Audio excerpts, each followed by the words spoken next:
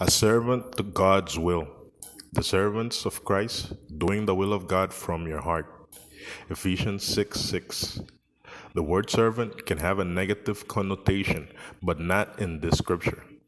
Knowing how pressures and people distract us from our God given purpose, Paul uses the strongest possible word, doulos, meaning slave or servant, to remind us that we are supposed to be enslaved to doing God's will.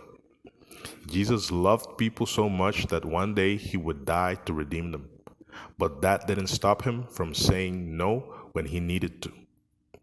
Pleasing and appeasing people to win their approval is never a good idea because it puts someone other than God in the driver's seat of your life instead of letting himself be sidetracked. Number one, Jesus refused to let other people's ideas of what was important keep him from his mission. Number two, Jesus recognized that doing God's will was more important than trying to meet everybody else's expectations. And number three, Jesus made prayer and uninterrupted time with his Father a top priority. Was that easy? No. And it won't be easy for you either. Early in his ministry, when word spread about his miracles, a whole town gathered and Jesus healed many. Mark 1:33-34. The next morning, another crowd was waiting on his doorstep, and how Jesus responded this time might surprise you.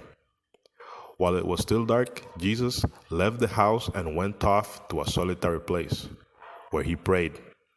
Simon and his companions went to look for him, and when they found him, they exclaimed, "Everyone is looking for you." Jesus replied, "Let us go somewhere else, so I can preach there also. That is why I have come." It's Mark 1:35-38. Jesus was a servant to God's will, and you must be too.